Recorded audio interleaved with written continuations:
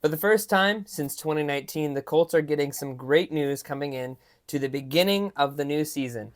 Yesterday was the start of volunteer workouts, and the energy was electric.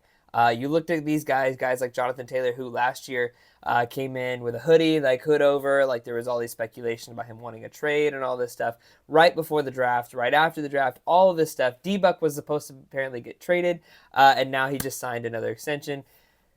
So the yesterday was the start of volunteer workouts, and every single person that could be there was there. There were no holdouts. There was nothing going on, including our star quarterback Anthony Richardson, who was in the building, looked electric. Sources are saying that his pitch count, as far as how many throws he can make in a day, are going down. Things just look great, and we're like, that's what you want going into the draft. You want to be able to say everything looks really, really good and we're excited. We don't like there are some holes in our roster. Like let's just be honest, the defensive back room needs some help. But luckily, this is like in all of the areas where the Indianapolis Colts have holes. This is the most stacked draft class. So no matter what the options are, as far as like there's a lot of speculation, are the Colts going to trade up? Are the Colts going to trade back?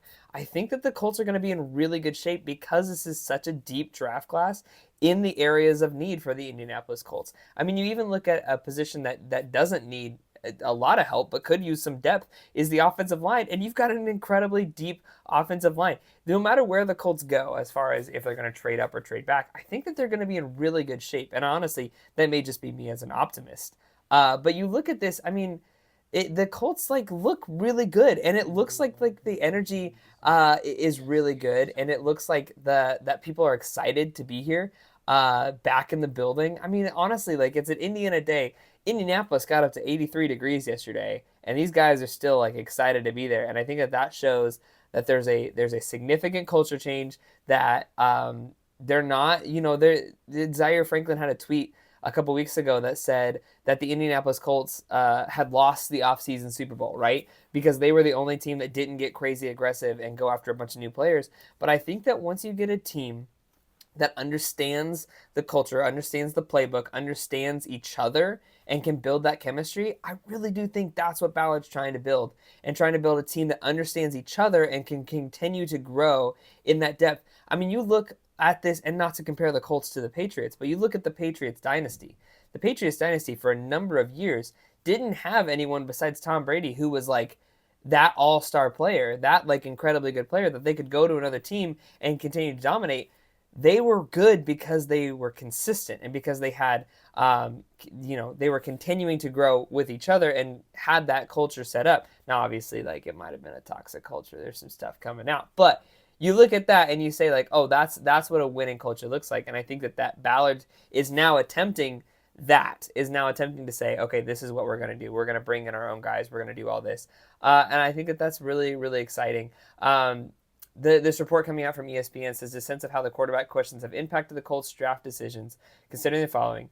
The Colts' combined draft capital spent on acquiring quarterbacks, picks, and trades between 2019 and 2022 included a first-round pick, 2 third-round picks, a fourth-round pick, and a sixth-round pick. I mean, that is almost an entire draft between 2019 and 2022 that we have given up in order to acquire what we hoped would be a long-term quarterback. Now, what we were thinking with the Matt Ryan deal, I still don't know. Luckily, it only cost us a third, but like, come on, guys. But that's almost that's a first, 2 thirds, a fourth, and a sixth round pick. So literally everything besides a second and a fifth. And let's just trade the 2 thirds for a second. This is unequivocally the worst, like, 4-year stretch for the Indianapolis Colts as far as quarterback goes. We went from Manning to Luck and then to nothing. And so now we look at this and we're like, oh, we're in a good situation because, we have Anthony Richardson, and pending that he stays healthy, and like just looked over some footage of his throwing to wide receivers that came out a couple days ago. He looks incredibly good. Like his throwing motion looks it's not flinching, he's not holding. I mean, we did the report last week where he put a dent in a wall because of how he was throwing. So, but yeah, you look at, and the Hall does not take into account more than $115 million in quarterback salaries the Colts dolled out in 4 years before Richardson was selected. That money went to a long list of quarterbacks, a group that included Jacoby Brissett, Phillip Rivers, Carson Wentz, Matt Ryan, for the Colts that managed an average of 7.8 wins and made just one playoff appearance between 2019 and 2022. Thank you, Philip Rivers, for that playoff appearance. Uncle Phil looked great that one season. So I mean, that just shows that the Colts are in such a better place. We know where our future is. We know where the next 4 years are going to take us. Anthony Richardson looks really, really good. I would say even if he continues to play just with his hands, just with his throwing, I think the Colts still have a top 15 quarterback at least. But if he's able to nail down the hands and the feet and be able to continue to be the dynamic runner that he like we drafted him to be, I think the Colts are going to be in great shape. And this is where Chris Ballard says this. He's going to go through some growing pains. Don't just expect him to step out there and be Superman right away. I do expect that, actually.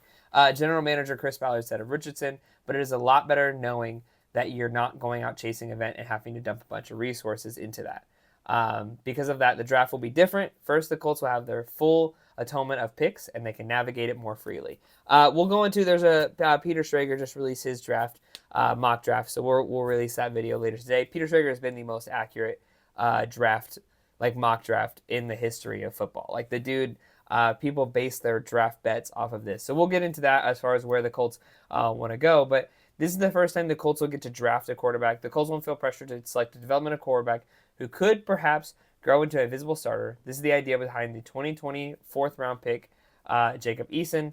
He listed fewer than 2 full seasons before being released in October 2021. So I think that like the Colts are looking at this as a brand new opportunity to be able to go after. You're not hindered by the quarterback position anymore, but you can look at where can we grow around these guys. And yeah, we have as far as like the front seven of defense goes, we have one of the best linebacker rooms in the NFL, and then one of the best defensive lines in football. As long as we can narrow down this edge rusher, if Kwity Paye can continue to develop into the player that he's been over the past couple seasons, I think that the Colts are going to look really, really good on defense, and I'm just excited. Like it's a good day to be excited. The sun is out. Anthony Richardson's in the building for voluntary workouts, and it just is a good day to be a Colts fan. We have good news. Anthony Richardson's in the building. Jonathan Taylor's in the building. Michael Pittman is locked in for 3 more years. Zaire Franklin's locked in for 4 more years. We got 3 more years with Josh Downs. Like there's a lot to be excited about as a Colts fan, and that like the culture just seems to be way better, and I think that that's going to be such an improvement for the Colts. And yeah, if Ballard swings and misses this entire offseason, he's probably gone anyway. So we can look forward to that too. Like, if this is a bad offseason, there's no way Jim Irsay is going to allow this to continue. So I think there's a lot to be excited for as Colts fans, but the biggest one is that Anthony Richardson is back in the building and we are good to go. And like, we looked good last year without him, and all we've done is add like to that and continue to build on the momentum that we had from last year. So let's run it back, and let's run it back with a quarterback who can do what Anthony Richardson can do.